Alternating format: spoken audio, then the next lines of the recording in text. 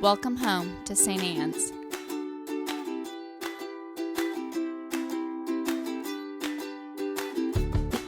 We want you to know that you're welcome to join us at 10 a.m. on Sundays. Please be sure to hit subscribe to receive our sermons. We can't wait to This is meet you. everybody's favorite stewardship gospel. Who's ready to sell all you have and give it to St. Anne's? We'll do good things with it, I promise you. No, just kidding. This is the gospel that all poor people think is meant for rich people, and all rich people finally believe that the Bible isn't literal.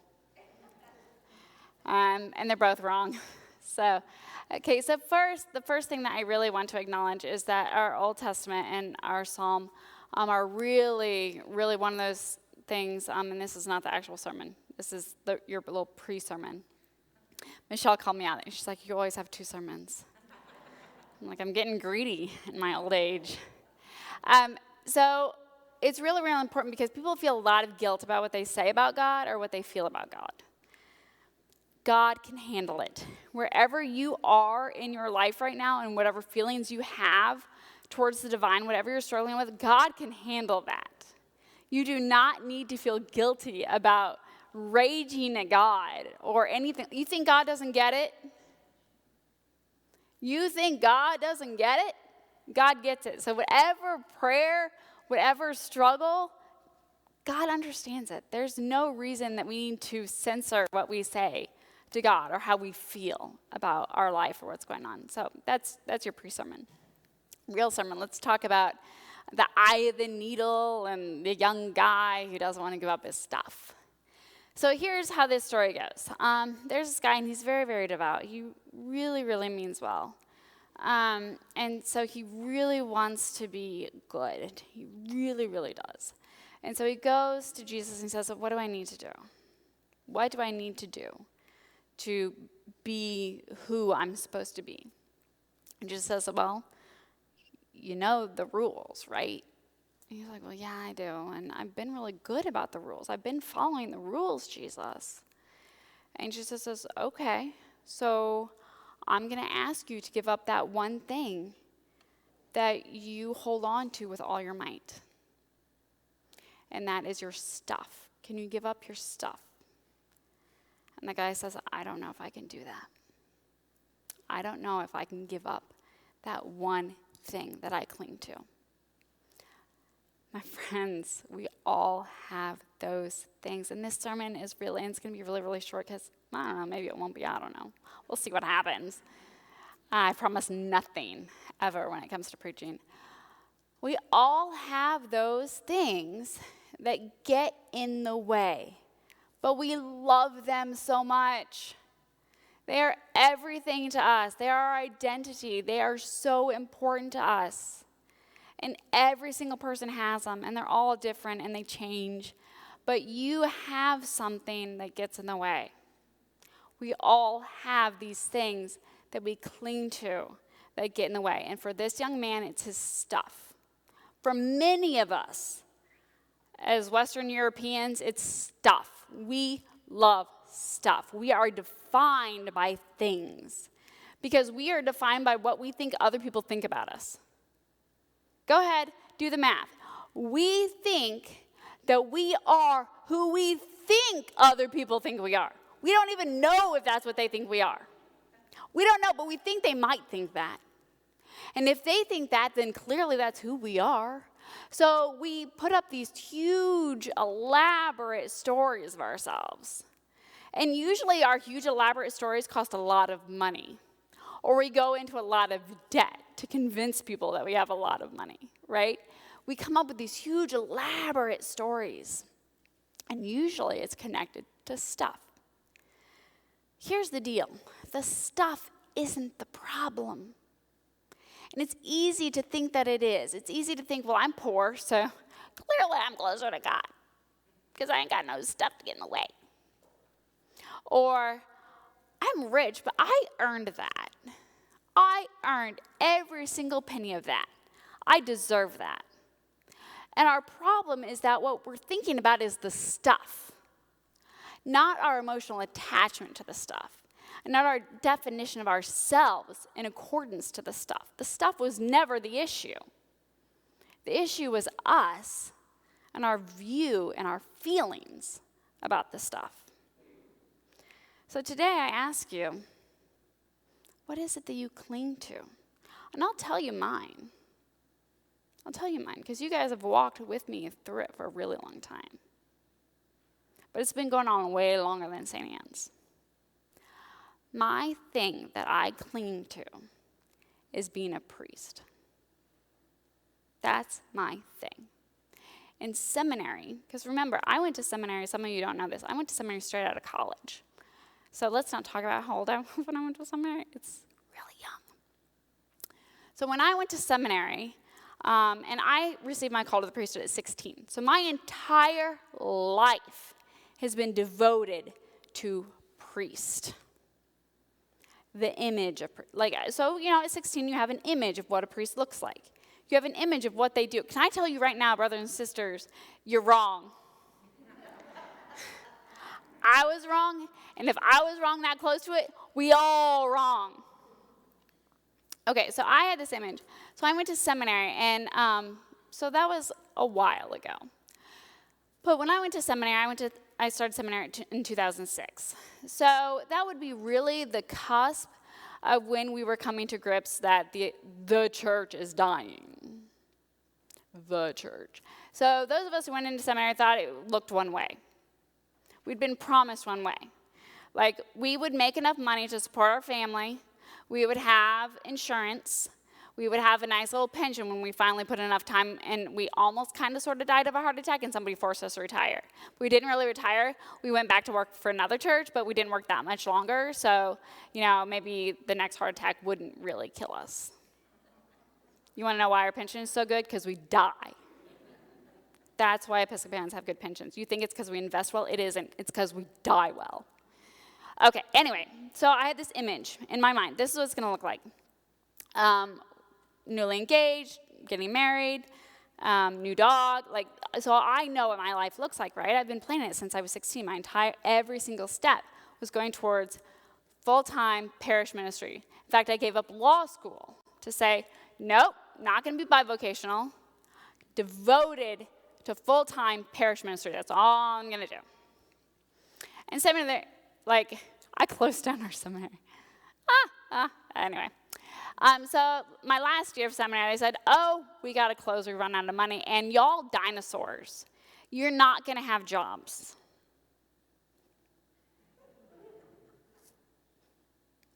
Let me tell you what my reaction was. If you think I'm strong-minded now and I have strong opinions, I was completely unfettered in graduate school. I had really strong opinions and no respect of authority whatsoever. So you can imagine the conversations that I had with that dean. They weren't nice at all.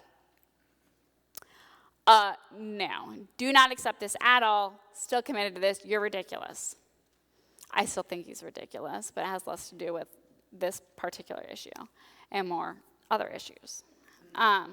Still think he's ridiculous, though. And yes, these are televised, and yes, they are online, and I'm not worried about it. He's not going to watch it, so that's fine. So I went to my first church, full-time ministry, ready to go. 3 years in, big donor dies. And I have one of two choices. I promised myself one thing when I graduated seminary. I would never take a church into the red to pay my salary. Ever. And I came to the decision, was I going to do that? Would I take us into debt? Would I take us into the red, take money that didn't belong to me to pay my salary? I said no. So I fired myself. Okay, fine, whatever. First time didn't work out. Let's go for time number 2. And there was this adorable little church in Lee Summit, Missouri, and they were looking for a priest. And I said, perfect. My husband's from Missouri. We went to college in Missouri. Missouri is great. Let's go to Missouri. We came to Missouri. I sat in that interview room and I said, you don't have any big donors who are going to die, do you? No, we really, truly. In fact, I think it was Eric who said that. One of us said, you don't have anyone who's going to die, do you? No, we're good. We're just poor. It's fine. Everything's good. I said, fine, we're good. 3 years later, We ain't got no money. Well, here we are again. And so at that time, I really had to prayerfully decide, do I move again? And is that what my calling was? Was my calling to go to bigger churches all the time, to make more money all the time, to move my family around all the time in search of something? Or was it different than that? Now, let's be real. A lot of it has to do with that I'm a young female and it's really, really easy to get me cheap. Every parish wants a 35-year-old man with 4 kids and 25 years experience. We would prefer that he be white. But we're willing to negotiate here. But the reality is I had to do a lot of prayerful examination. And I came to the place of saying, I don't need something. I'm serving someone. And did it look like full-time parish ministry for me to do that? Or did priest look different than I thought it had since I was a very young kid? And I looked up to it. And I came to the decision that maybe it did look differently for me. And that's okay. And so that's when I went to graduate school another time, and here we are, school counselor. Now, I'm not going to deny that I haven't at times resented my story. That would be a lie to you. Because I had an image, and I'm attached to that image. My identity to this day, school counselor or not, and granted, I spend more time doing that than I do this. But my identity is this. I cling to that identity. And here's the question that we have to ask ourselves, that for the things that we cling to, why do we cling to them? And what does it mean to let them go? Because I will promise you, in my letting go, I've been more a priest than I ever was. My identity as a priest isn't about the full-time ministry, and I didn't know that. I didn't know that until just before, probably roughly around when COVID hit. And we jumped into things that we were not prepared for. Not a single one of us knew what we were going to do. We just paid off the church. That was exciting. And then all of a sudden COVID hit. And I was like, well, shit. And if you think the kids here don't know that I cuss, you're in for a surprise. And so we entered into a life together that we didn't know or understand. And we continue to enter into a life together that we do not know or understand. And we will continue to do that. And it is because of the letting go that all of us have done, that has allowed us to become who God calls us to be. This young guy, it isn't about his wealth or his stuff. It's about whether or not he can let go of that identity of himself. And in that letting go, God can do amazing, wonderful things that you and I can't imagine. Do you think at the age of 16, I thought that we would turn our parish house into an apartment for Afghani refugees? Heck no, I didn't. I didn't think that in seminary. That was so far outside of my reality. I thought that I'd come in Monday through Thursdays, because Friday's my day off, y'all. Monday through Thursday, I'd work on my sermon. I'd visit people in the hospital. I might go do a few things. I'd sit on a few boards, maybe go to Rotary, pitter around my little church. Maybe I'd do some reading, work on my Greek. That was my life. That is not what ministry looks like for me. And that's okay. And that is not to say there's anything wrong with that. There is nothing wrong with that thing. There is something wrong with our attachment to the thing. Being a priest isn't a problem. Being a full-time priest in ministry is not a problem. My obsession with it, my need for that, my identity being tied to that, that's a problem. And it's when we let go of that stuff that God does new things. I'm not asking you to go out and sell all your stuff. I'm not going out asking you to quit your job. I'm not asking that we do any of those things. I'm asking us to examine ourselves and our feelings about those things. Why do those feelings exist? There's nothing wrong with the identity that we have. There's nothing wrong with the stuff that we have. There's something wrong with the way that we feel about those things. There's something wrong with the decisions that we are tempted to make in pursuit of those things. Jesus loves this young man. And it's said very clearly, he feels, because you think Jesus doesn't understand? Jesus prays in the garden and he doesn't have to do this. Jesus understands. Jesus understands all of this. And Jesus loves us. And that is why we are given this space and the love to make these decisions, to examine ourselves as we are called to examine. So that when we do, we can wake up and we can make the choices that we are called to make. That doesn't mean that this young man is going to continue to have wealth and stuff like that. It means that it might look differently. It doesn't mean that you and I are called to be paupers and homeless. It means that things might look differently. And I promise you, the different is better. I don't know, maybe that wasn't short. Wesley, was that too long?